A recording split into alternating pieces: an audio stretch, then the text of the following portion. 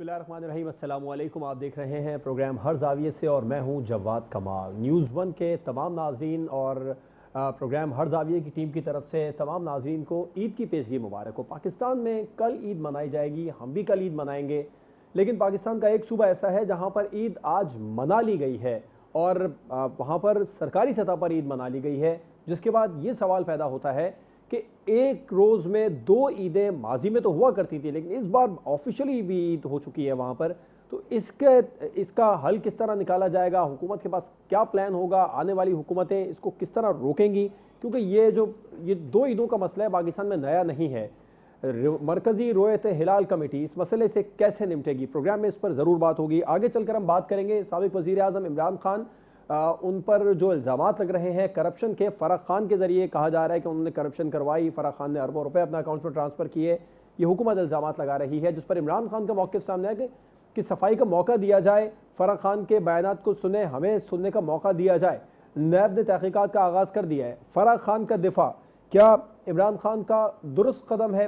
और प्रोग्राम के आखिर में बात वज़ीर आज़म शहबाज शरीफ के बैरून मुल्क दौरों की करेंगे। कितने कामयाब ये दौरे जा रहे हैं, इसमें पाकिस्तान को कितना फ़ायदा होगा? अपने मेहमानों का आपसे तारुफ करवाऊंगा। हमें ज्वाइन किया सीनियर तजज़ियाकार शहजाद चौधरी साहब ने, सीनियर तजज़ियाकार सजाद मीर साहब और सीनियर तजज़ियाकार रज़ा रोमी साहब भी प्रोग्राम में हमारे साथ मौजूद हैं। तमाम मेहमानों का बहुत शुक्रिया। शहजाद चौधरी साहब, मुल्क में दो ईदें, ये मसला बड़ा पुराना है, रोयत हिलाल कमेटी ये मसला हल क्यों नहीं कर पा रही?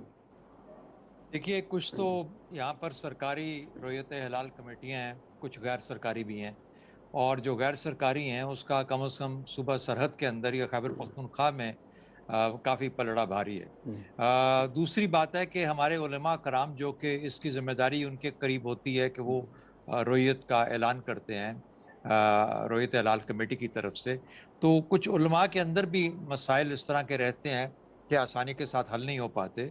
मिसाल के तौर पे जब तक मुफ्ती मुनीब साहब थे तो आपको याद है कि मुफ्ती जो पोपल जई साहब हैं पेशावर वाले, उनके साथ कुछ उनकी ख़ास बनती नहीं थी। तो होता यूँ था कि पोपल जई साहब कभी उनकी बात पे नहीं मानते थे और कभी मुफ्ती साहब उनकी बात नहीं मानते थे। जब मुफ्ती मुनीब साहब को हटाया गया, और आपको याद होगा इसमें फवाद चौधरी साहब का एक बहुत बड़ा गलत या सही रोल था, उसके अंदर जो उन्होंने उसको जिस तरीके से उसको लेके आए और साइंटिफिक बेसिस के ऊपर उस सामने उन्होंने किया और पहले अनाउंस कर देते थे, तो मुफ्ती मुनीब साहब बहुत उससे परेशान रहते थे कि फवाद चौधरी साहब साइंटिफिक डाटा के थ्रू बताते हैं कि किस दिन क्या होगा। जब वो हट गए तो पिछले साल आपने देखा होगा कि पोपल जई साहब और जो नई रोयत हिलाल कमेटी थी और पीटीआई की गवर्नमेंट और केपी की गवर्नमेंट, ये सब एक पेज पे थे, जिसकी वजह से हम एक ईद कर पाए। इस दफ़ा चूंकि ऑफ कोर्स गवर्नमेंट चेंज हो गई, केपी की गवर्नमेंट अभी भी पीटीआई के पास है, पोपल जई साहब अपनी जगह पे मौजूद हैं, और बावजूद इसके कि रोयत हिलाल कमेटी वाले वही हैं, लेकिन ये मामला आपस में हो नहीं पाए। तो इसमें कुछ ना कुछ अंसर तो कुछ इलाकाई है, कुछ रिवायती है, कुछ पोपल जई साहब का और उलमा बाकी जो है उनका आपस का कोई हल्का-फुल्का होगा कॉम्पिटिटिवनेस भी। दूसरी बात, उसने ऐलान किया, जब हमारी रोयत हिलाल कमेटी ने ऐलान अपना कर दिया तो पोपल जई साहब ने उसके बाद ऐलान किया। तो बार सूरत इस तरह की चीज़ें हैं जिसके ऊपर कि हमें शायद हम जैसे लोग जो कि इतने ज़्यादा हम नाबल्द हैं, बल्कि हम लोग, तो हमें शायद इतनी इसकी समझ नहीं होगी, लेकिन ये मामलात कुछ इस तरह के हैं जो कि उलमा के बीच में बैठ के डिसाइड करने वाले हैं। वरना साइंस के थ्रू डाटा लेके, साइंस तो आपको पहले से बता देती है कि किस दिन क्या होना है और किस दिन रोयत हो पाएगी और किस दिन रोयत देखने के काबिल होगी, देखने के लायक हो सकेगी। तो बार सूरत ये मसला होना नहीं चाहिए। कोशिश करनी चाहिए कि हम साइंटिफिक डाटा और उसके बाद फिर जो हमारी शरई रिक्वायरमेंट है उसको से मिलाते हुए और पूरे मुल्क में एक ही दिन ईद की जाए। सज्जाद भी साहब, आप क्या समझते हैं, मुल्क में दो ईदें, रोयत हिलाल कमेटी से मसला हल क्यों नहीं हो पा रहा है? असल में जी मसला तो अगर हल करना चाहें तो हल हो सकता है। मसला सिर्फ ये होता है खैबर पख्तूनख्वा का होता है और कोई पोपल जई साहब का होता है। रोयत हिलाल कमेटी मरकज़ी तौर पर तो एक ही है, और जब कभी कोशिश की गई कि रोयत हिलाल कमेटी से गलत फैसले कराए जाएं या गलत ऐलान कर दिया जाए सरकारी सतह पर, तो उस पर हंगामे भी हुए, अयूब खान के ज़माने में भी हुए। लेकिन सवाल ये पैदा होता है कि कुछ लोगों का ख्याल है कि कोई लाजमी थोड़ा है कि रियासत या मुल्क पूरे में चांद की रोयत एक ही वक्त नजर आए और उस पर हम ईद कर लें। मिसाल के तौर पर अगर मकरान के साहिल पे चांद नजर आ गया है तो हम पहाड़ों पर भी ईद कर लें। ये इस तरह की बहसें चलती रहती हैं, और मसला ये नहीं होता कि चांद है कि नहीं है। साइंटिफिकली तो साबित है कि चांद है, उसकी पैदाइश हो चुकी है 15 घंटे पहले या 16 घंटे पहले। लेकिन एक साइंटिफिकली तौर पर यह बात भी प्रूव है कि चांद को देखा उस वक्त जा सकता है जब वो 18 या 19 घंटे का हो जाए। कोई खास वक्त मुकर्रर है मैं एग्जैक्टली नहीं बयान कर सकता। जी। मकसद ये होता है कि उस वक्त जब जब दिन के वक्त चांद तुलू हो चुका होगा तो हमें नजर नहीं आएगा। शाम को जब गुरूब आफ्ताब होगा तो उस वक्त अगर चांद की उम्र इतनी होगी तो नजर आएगा, वरना नजर नहीं आएगा। साइंटिफिकली बहस तो इतनी है। फवाद चौधरी साहब ने तमाशा लगा के देख लिया, पहले शोर मचाया, फिर उसके बाद पिछले बार दोनों की तरफ से एक ईद हो गई। होता यह है कि वहां की सूबाई हुकूमत जो है वो वफाक के खिलाफ अगर ANP की हो तो भी, अगर अब PTI की है तो भी, वो ऐलान करती है कि हमारा गोया चांद अलग नजर आया है। बाद लोगों का ये मौकफ है, उसमें भी अफगानिस्तान में भी मौकफ शायद पाया जाता है कि जहां मक्का मुकरमा में जब चांद नजर आए तब ईद कर दी जाए। तो वो अगर ये कह के कर ले तो और बात है। लेकिन इस बार उन्होंने जो गवाहियां पेश की हैं 130, उसमें साइंसी मौकफ तो यही है महकमा मौसमियात का कि पाकिस्तान में चांद कहीं नजर नहीं आ सकता। मगर उन लोगों का इसरार है। अगर ये कहें कि हम मक्के के साथ ईद कर रहे हैं तो ठीक है, दलील बन जाती है। दलील तो ये भी है कि हर शहर में जहां चांद नजर आए वहां ईद कर दी जाए। दलील तो कई तरह से दी जाती है। कुछ कैलेंडर भी बने थे, मिस्री कैलेंडर आज बोहरियों ने कराची में ईद की है।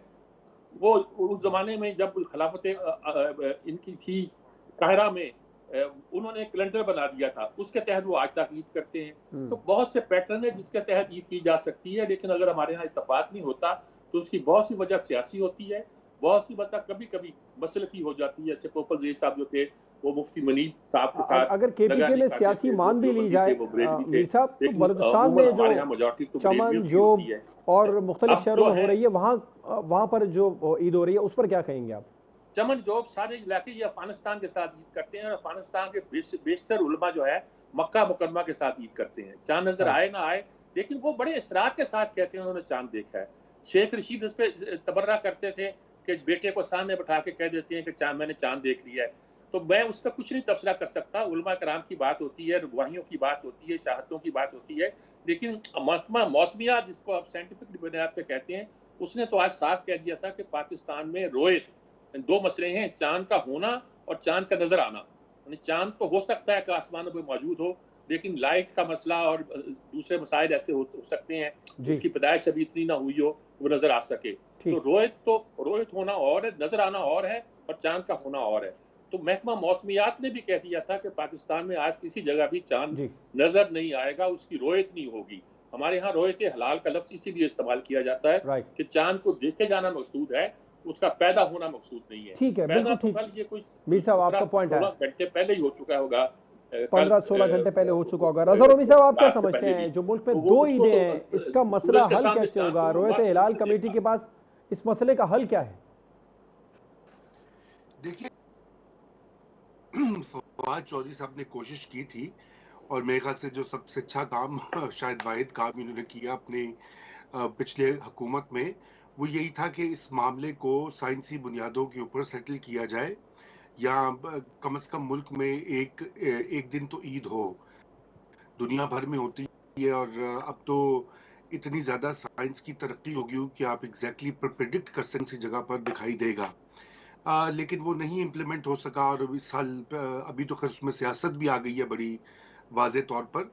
तो इसका हल यही है कि ये जो है असर नौ इसको जो है रोयत हिलाल कमेटी की तंजीम साजी की जाए, उसको और उसमें सिर्फ जो मुफ्ती साहब हैं उनके हाथ में दूरबीन देने से कोई फ़ायदा नहीं है। उनके साथ साइंसदानों की टीम हो जो उनको एडवाइस करे और ये काम किया जा सकता है। कोई इतना बड़ा काम नहीं है, लेकिन इसको खामखा इतना बड़ा इशू बनाया जाता है कि जिससे कि सारा मामला ख़राब होता है। तो इसका और कोई हल नहीं है। और दूसरी बात ये भी है कि ये भी समझना चाहिए, जैसे अभी आपको पता है कि KP में भी ये एक सेंटिमेंट जो है वो गवर्नमेंट के खिलाफ है, चूंकि वो PTI की गवर्नमेंट है। तो इसमें ये सियासी पार्टियों को भी इस चीज़ से गुरेज करना चाहिए कि वो मुल्क को जो है जहाँ वो एक ईद होनी चाहिए जैसे कि दुनिया भर में और ममालिक में होती है। सिर्फ पाकिस्तान में एक अजीबोगरीब मामला है कि आप जो है वो चंद लोगों की ईद का ऐलान कर देते हैं, अगर उसका कोई साइंसी अप्रूव हो या ना हो, या अगर मरकजी गवर्नमेंट जो है जी उसको नहीं इसके बारे में सही इंफॉर्मेशन मिली, और कोई तरीका नहीं है। सीधी सी बात है, हमें ये बदलना होगा। ये पुराना निज़ाम है, आउटडेटेड है, और 21वीं सदी में ज़ेब ही नहीं रहता कि हम इसको जारी रखें और मुल्क को मज़ीद तक़सीम करें। जी।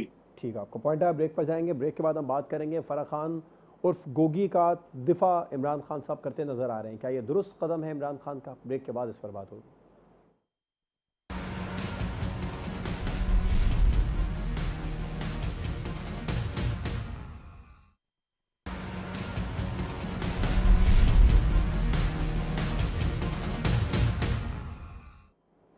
Welcome back. साबिक वज़ीर आज़म इमरान खान का बयान सामने आया है कि फ़राह खान ने कोई कसूर नहीं किया, वो बेगुनाह है, सफाई का मौका दिया जाए। कोई public office holder Farah Khan नहीं थी। सज्जाद मीर साहब, आप क्या समझेंगे इस मामले को लेकर? ये दुरुस्त इक़दाम है इमरान खान का? नहीं, ये इमरान खान और क्या करते हैं?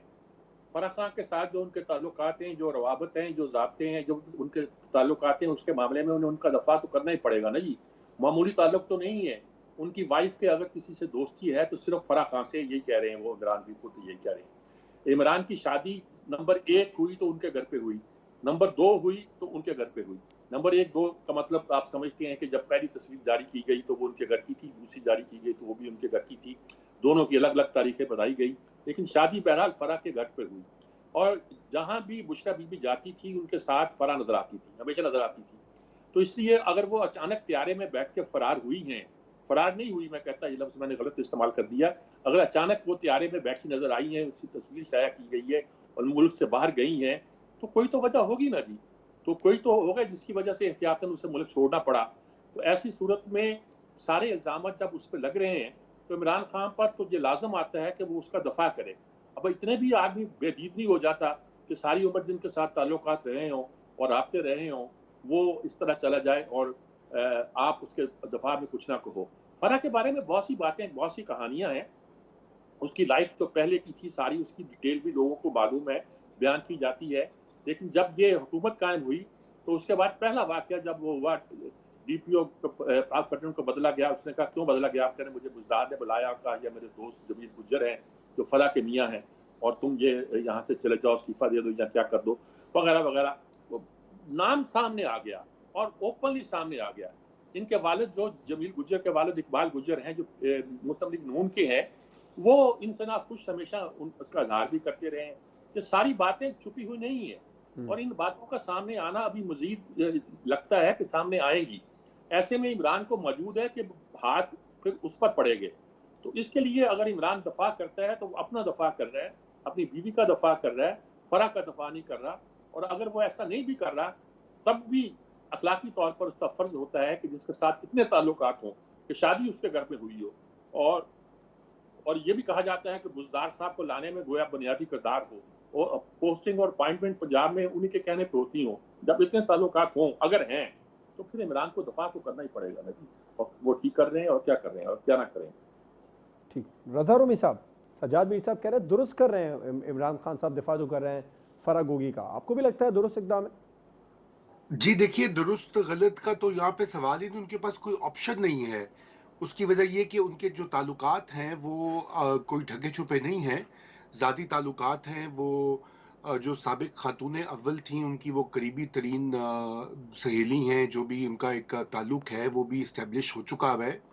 और यकीनन बहुत सारे ऐसे मामलात हैं, ज़मीनों का लेन-देन, वो अल-कादिर यूनिवर्सिटी का जो कि जिसको चार्टर नहीं मिला, लेकिन स्टूडेंट्स वहाँ पे पढ़े हैं और उसके बोर्ड पर भी हैं ये फराह साहिबा जो हैं। और दीगर यानी कि अरबों रुपए की दौलत जो है वो 3 साल के अंदर कैसे आई, जबकि पाकिस्तान में अमूमी तौर के ऊपर लोगों की इनकम जो है वो डिक्रीज़ हुई है खान साहब के दौरे इक़्तिदार में।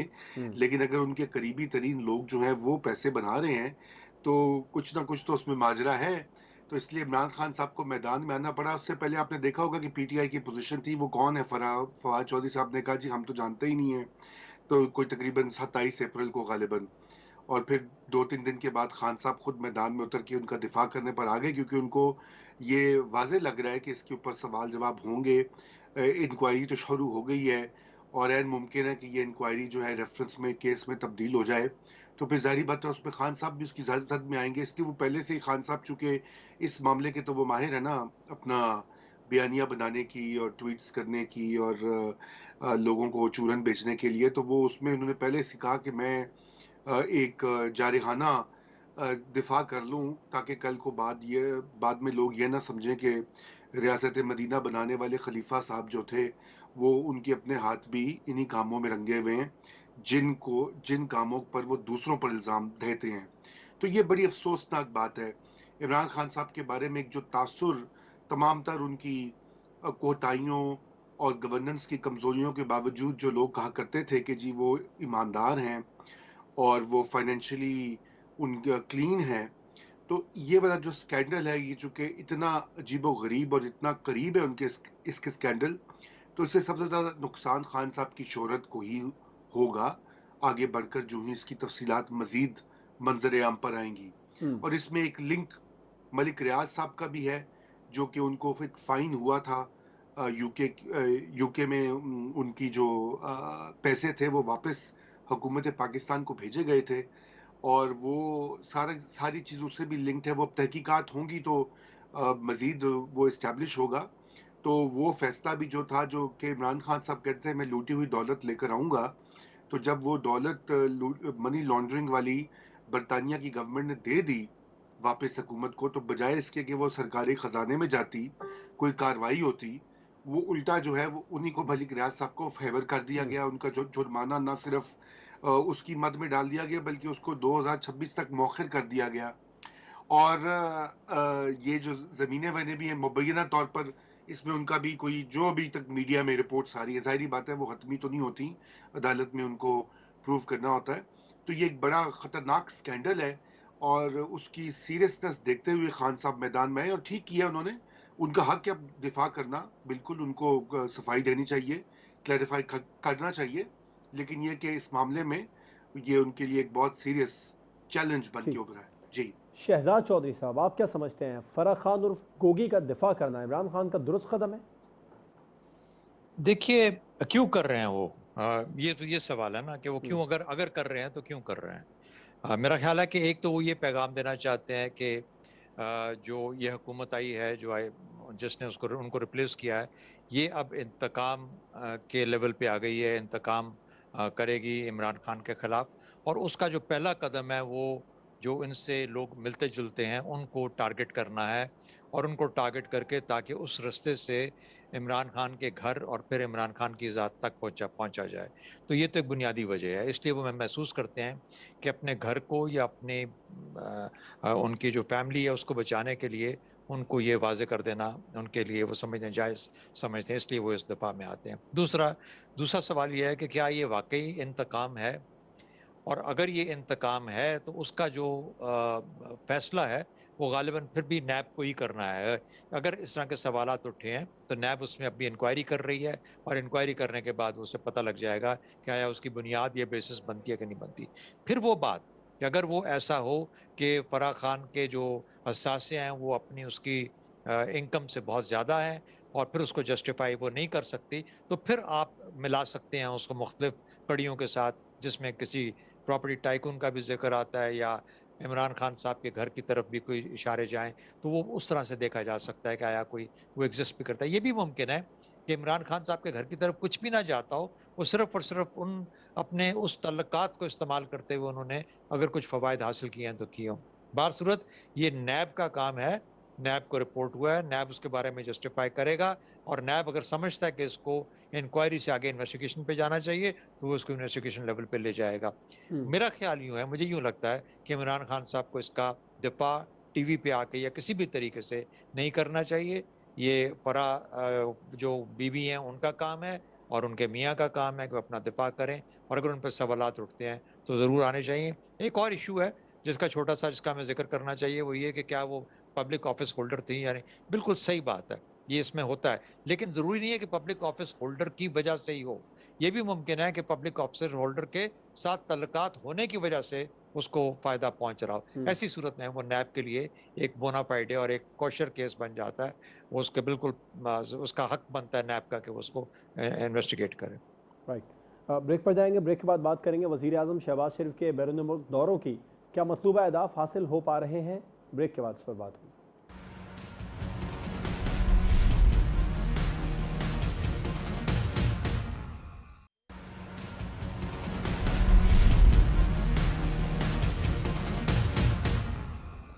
Welcome back. शहबाज शरीफ की बतौर वज़ीर आज़म बैनुल-अक़वामी दौरों के हवाले से अब प्रोग्राम में बात कर लेते हैं। ये दौरे कितने कामयाब जा रहे हैं, मतलूबा अहदाफ जो हुकूमत ने सेट किए हैं क्या वो हासिल हो रहे हैं। रज़ा रोमी साहब। जी देखिए, ये दौरे जो हैं ये इनका जो शॉर्ट टर्म या जिसे कहना चाहिए इमीडिएट जो मकसद है वो तो पाकिस्तान के लिए इमदाद जो है, माशी इमदाद हासिल करना, ताकि जो मुल्क में एक अदम इस्तेहकाम था माशी, उस पर किसी तरह काबू पाया जाए, बैंकरप्सी जो है वो उससे बचा जाए। तो ये वहाँ तक इसमें हमें ज़्यादा नहीं जाना चाहिए कि इससे क्या लॉन्ग टर्म क्या फ़वाइद हासिल होंगे, वो अभी बाद की बात है। वो फ़ॉरेन पॉलिसी के बहुत सारे इंस्ट्रूमेंट्स होते हैं, उसको बिल्ड करना पड़ता है। सरेदस्त तो यही है कि Saudi Arabia, UAE, Qatar, Kuwait और दीगर जो अरब रियासतें हैं, वो पाकिस्तान की इस मुश्किल वक़्त में मदद करें। और जहाँ तक इनिशियल इत्तलात आई हैं तो वो अच्छी ही आ रही हैं कि वो सऊदी अरेबिया भी कंसिडर कर रहा है पाकिस्तान के साथ मज़ीद जो पहले उन्होंने पैकेज का ऐलान किया था बल्कि उसको बढ़ाने का भी। और यूएई भी जो है, उनके चूँकि ताल्लुकात भी रहे हैं शरीफ फैमिली से पहले बड़े अच्छे हैं, और वो भी शायद इसमें कुछ आगे बढ़कर मदद करेंगे। और इसके इन सब बातों का जो है वो ताल्लुक उससे भी है क्योंकि ये सारी जो अरब रियासतें हैं, ये बुनियादी तौर पर अमेरिका की इत्तेहादी भी हैं। तो चुनाचे ये इससे इनडायरेक्टली जो है पाकिस्तान का जो इसमें एक और बहुत बड़ी ज़रूरत है वो वो इससे वाबस्ता है कि अमेरिका के साथ जो ताल्लुकात हैं हम या मगरिब के साथ बिल्कुल बिलअमूम उनको कैसे बहाल किया जाए, क्योंकि उसके बगैर पाकिस्तान का माशी तौर पर बहुत ज़्यादा नुकसान हो सकता है। तो इसी तनाजुर में अगर आप ये देखें तो ये दौरे मेरे ख्याल से ठीक जा रहे हैं, और मुझे तो उम्मीद है कि अच्छी जो है इनसे हमें इत्तलाआत मिलेंगी, क्योंकि यूएई की जो माशी टीम है वो भी पाकिस्तान आ रही है। जो फैसले उन्होंने किए हैं मुलाकात में उनकी इम्प्लीमेंटेशन के लिए, और ये एक अच्छी बात है पाकिस्तान के लिए। हमें अगले 2-3 महीने में मुकम्मल जैसे है सपोर्ट चाहिए अपने सारे दोस्तों की, साथियों की, और ताकि हम अपनी मईशत को स्टेबलाइज कर सकें। जी ठीक। शहजाद चौधरी साहब, आप क्या समझते हैं वज़ीर आज़म के बैरून मुल्क दौरे बतौर वज़ीर आज़म शहबाज शरीफ साहब के, वो कामयाब जा रहे हैं, मतलूबा अहदाफ हासिल हो पाएंगे इसमें? अच्छा, एक तो देखिए शहबाज शरीफ साहब या शरीफ फैमिली के तल्लुकात, ज़ाती तल्लुकात सऊदी अरेबिया या गल्फ कंट्रीज़ के साथ हमेशा बहुत अच्छे रहे हैं। इसमें तो कोई शक की बात नहीं। अगर वो उसको रिन्यू कर रहे हैं, रीइंफोर्स कर रहे हैं तो उसमें अ, उनका भी भला है, पाकिस्तान का भी भला है। ये तो बुनियादी बात होगी। लेकिन दूसरी बात है, आपने अहदाफ का ज़िक्र किया, उनके अहदाफ क्या हो सकते हैं? ये जो उनके पास साल, सवा साल का पीरियड है इसके अंदर, अगर ये साल, सवा साल हुकूमत चलाना चाहते हैं और उनको यही करना चाहिए कि अभी जैसे कि वो सवा साल हुकूमत उनकी चलेगी। उनके अहदाफ क्या है? अहदाफ ये है कि पाकिस्तान अपने जो कर्जे ड्यू हैं, पैसे देने हैं लोगों को, वो दे पाए। जो फॉरेन करेंसी के अंदर, फॉरेन एक्सचेंज में जो पैसे हैं, वो फिस्कल स्पेस क्रिएट हो, जिसमें कि ज़ाहिर है कि वो पैसे दे दें और उसके बाद जो उधार है उतार दें। उसके बाद कुछ ऐसे पैसे भी बच जाएँ, जिससे कि ये कुछ काम करके दिखाएँ और अपने आप को फ़र्क ज़ाहिर करें इमरान खान की हुकूमत से। क्योंकि अगर सिर्फ़ और सिर्फ़ इन्होंने गुज़ारा करना है और कोई ऐसा बहुत बड़ा काम नहीं कर पाएँगे, तो होगा ये कि फिर लोग कहेंगे कि इन लाने वालों को, इनको जो आए हैं, इनके आने का क्या फ़ायदा हुआ? तो इसलिए लोग कंपेयर करेंगे कि इमरान खान को हटाने की ज़रूरत क्या थी? तो वो इस वक़्त इस तगदौ में है कि कोई ना कोई फिस्कल स्पेस क्रिएट हो जहाँ पर कि मैं यानी मेरी हुकूमत कुछ ऐसा काम कर दिखाए, कहीं पे कुछ ऐसा काम हो जिससे कि मैं इमरान खान की हुकूमत से बेहतर नज़र आऊँ, ताकि आने वाले इलेक्शंस में लोग इस तरफ माइल हों कि हाँ, इनको एक और मौका दिया जा सकता है। तो ये उनका भी इम्तिहान है, पाकिस्तान के बहुत मुश्किल चैलेंजेज़ हैं, उनके भी कुछ ज़रूरियात हैं और साथ ही साथ ये सियासी और ज़ाती तौर पे एक उसका उनको इंडिविजुअल लेवल पे फ़ायदा है जो कि नज़र आ रहा है। तो मेरा ख़्याल है कि इन चीज़ों के हिसाब से देखा जाए तो उनको अहदाफ जो हैं अगर लिमिटेड हद तक जो बड़े क्लियर होने चाहिए, अगर उस तरह देखा जाए तो अहदाफ हासिल हो जाएँगे तो पाकिस्तान को भी फ़ायदा होगा और उनकी शायद साख जो है वो शायद उसको भी बेहतरी आ जाए क्योंकि फिस्कल स्पेस क्रिएट हो जाएगी जिसमें कुछ बेहतर कर पाएँगे।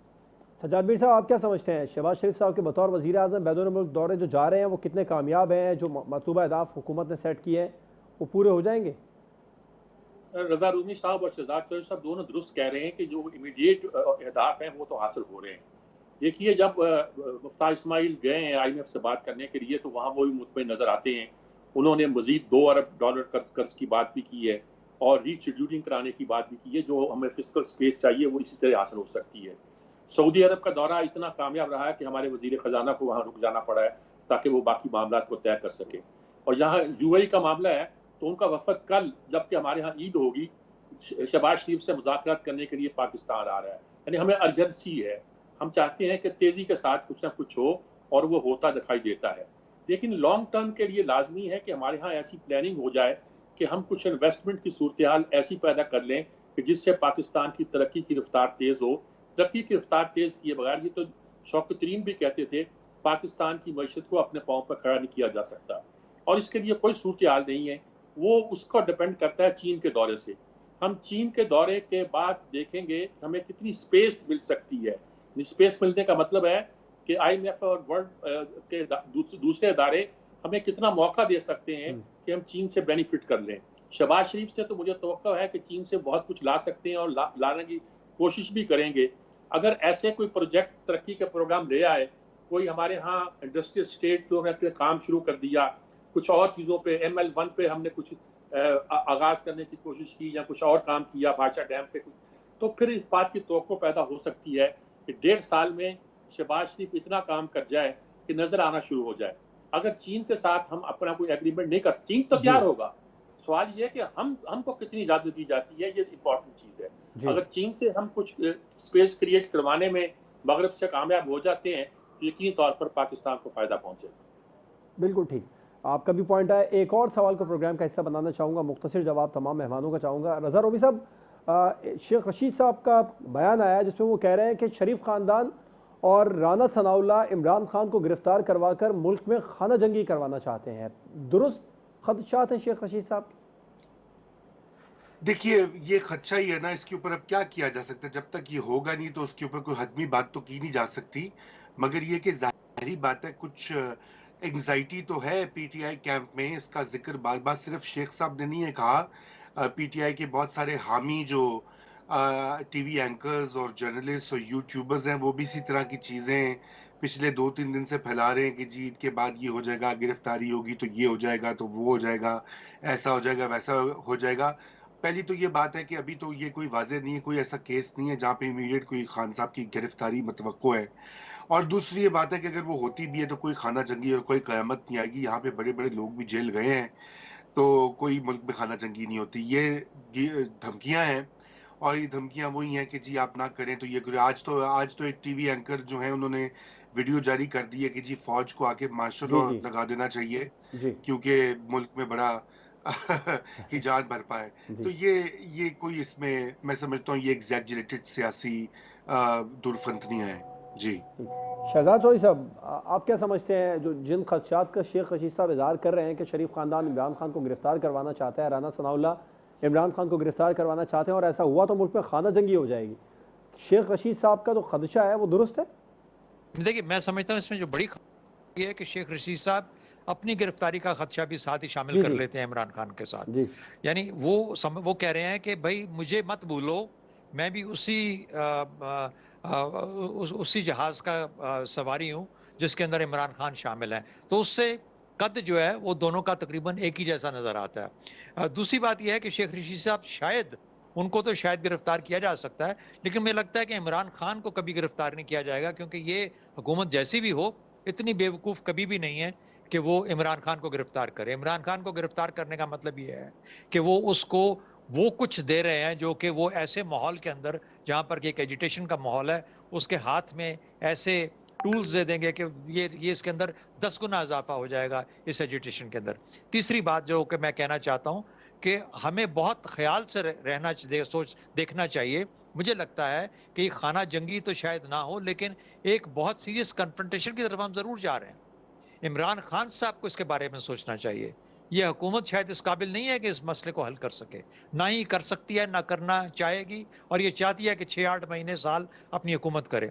लेकिन इमरान खान हुकूमत को बचाने के लिए, इस मुल्क को बचाने, हुकूमत को नहीं, इस मुल्क को बचाने के लिए, इस मुल्क की खातिर थोड़ा सा स्टेप बैक कर लें। कोई बात नहीं, अगर 6-8 महीने उनको इलेक्शन नहीं भी मिलते या 6-8 महीने के बाद मिल जाते हैं, तो शायद वो अगर जीत लेते हैं तो फिर उनको अपना मौका वापस मिल जाएगा। तो मेरा ख्याल है कि इसके 3 हिस्से हैं आपके सवाल के।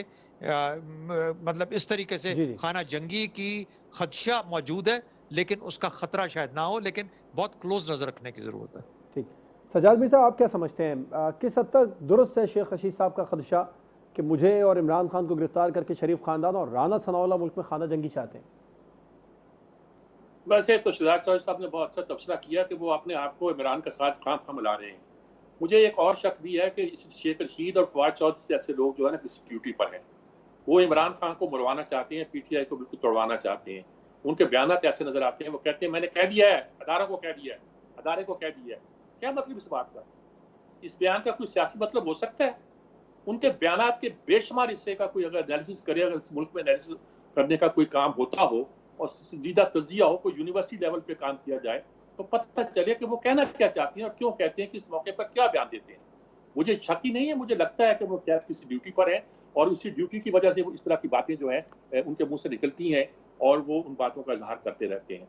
बहरहाल ये जो कहना कि उनकी तरफ से ये कहना कि वो खाना जंगी शुरू करना चाहते हैं या क्या करना चाहते हैं, ये बात तो दुरुस्त है कि अगर इमरान खान को पकड़ा जाए या कुछ पकड़ा जाए तो मुल्क में इमरान खान सिर्फ यही नहीं पॉपुलर है बल्कि उसका एक कल्ट भी है, तो बहुत सी सूरत हाल पैदा हो सकती है। लेकिन बहरहाल देखना यह है कि आने वाले दिनों में अगर हमें हालात को बनाबर रखना है तो इमरान को भी सोचना होगा और उसके मुखालफिन को भी सोचना होगा। बिल्कुल, इमरान को भी सोचना होगा, उसके मुखालफिन को भी सोचना होगा। शहजाद चौधरी साहब, सज्जाद मीर साहब, रज़ा रूमी साहब प्रोग्राम में हमारे साथ मौजूद थे। आप तमाम मेहमानों का बहुत शुक्रिया। प्रोग्राम आपने देखा नाजरीन, इजाज़त दीजिए, अल्लाह हाफ़िज़।